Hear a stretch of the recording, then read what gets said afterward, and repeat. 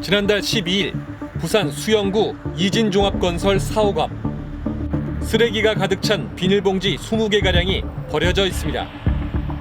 대부분 50리터짜리 대형 쓰레기 봉지로 자세히 보니 안에는 조각난 종이들이 가득합니다. 문서를 대규모로 파쇄해서 버린 겁니다. 평소엔 이렇게 문서를 대규모로 파쇄한 쓰레기는 나오지 않았다고 합니다.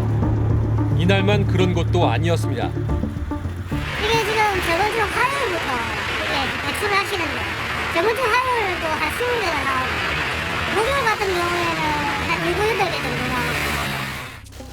쓰레기 수거 차량이 봉투를 수거한 뒤에 스트레이트는 쓰레기 처리 업체 직원들의 양해를 구하고 이 봉투들을 가져왔습니다. 어떤 문서들을 왜 그리고 지금 시점에 버린 걸까? 2주가 넘는 작업 끝에 취재진은 몇 가지 단어들만 복원해낼 수 있었습니다. 이진종합건설, 이진주택, 동수토건이라는 이름. 2014 부산, 이진, 지구, 기획이라는 단어들이 확인됐습니다. 또 공동위원회, 주거비율 80% 상향 등의 단어도 보였습니다. 모두 이진베이시티 지구단위 계획 변경 심의, 즉 이진베이시티 인허가 관련 문서였음을 짐작할 수 있습니다. 양수도 계약서의 일부로 보이는 조각도 있었습니다. 2014년 4월 투표 장소라는 단어도 확인됩니다.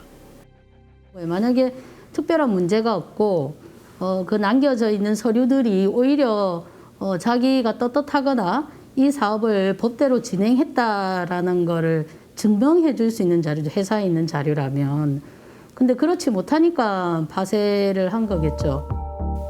스트레이트 보도 뒤 혹시 문제될 수 있는 관련 자료를 모두 없앤 건 아닐까? 워낙 잘게 조각나 있어 모두를 맞춰서 완전히 복원하는 건 불가능했습니다. 이진종합건설 측에 이진베이시티 관련 문서를 파쇄한 이유를 문의했지만 답변하지 않았습니다. 국민의힘을 탈당한 뒤 두문불출하고 있는 전봉민 의원.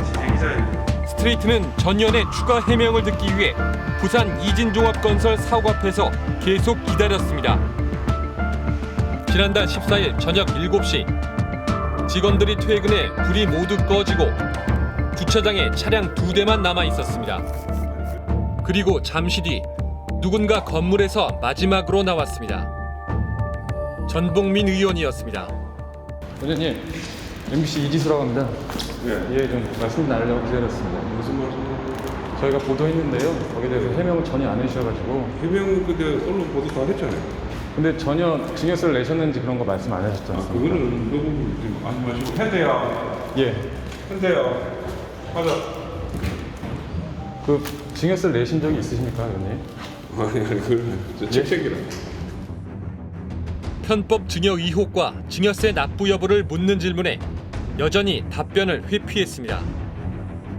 문서 파쇄에 대해서는 전혀 모르는 일이다. 인허가 특혜 의혹도 사실이 아니라고 짧게 잘라 말했습니다.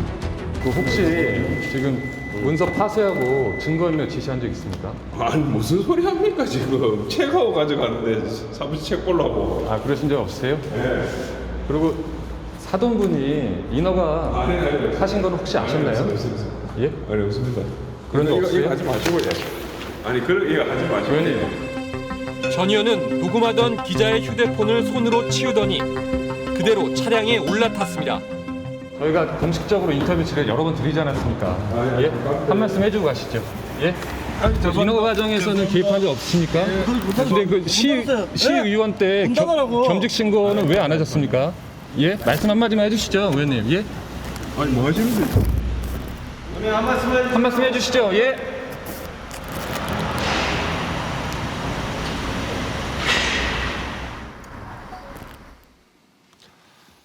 가까스로 만났는데 결국 또 묵묵부답입니다. 그리고 이진베이시티 인허가 관련 문서를 대규모로 파쇄해서 버렸다. 저도 뭐 현장 취재하면서 쓰레기통 뒤져서 파쇄 문서 맞춰본 적도 있습니다만은 이렇게 많은 문서를 잘게 잘라서 부순 데에는 뭔가 이유가 있을 것 같은데요. 네, 이 기자 저거 파쇄된 문서 좀 맞춰보느라 고생 좀 했겠습니다.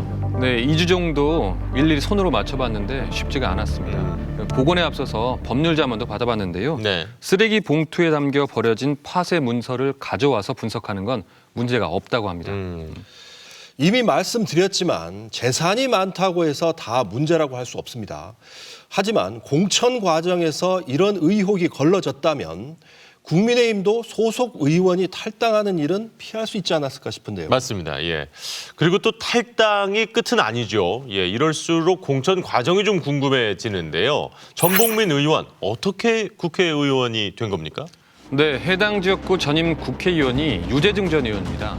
지난 방송에서 당시 유재중 전 의원이 전복민 의원에게 자기 지역구를 물려준 정황을 전해드렸는데요. 네, 유 전 의원은 절대 아니다 강하게 부인을 했었죠. 동료라서 단지 도와준 것뿐이다 뭐 이런 얘기를 했었어요. 그런데 저희가 취재를 해보니까 당시 공천 막후에서 벌어진 내밀한 상황을 낱낱이 확인할 수 있었습니다.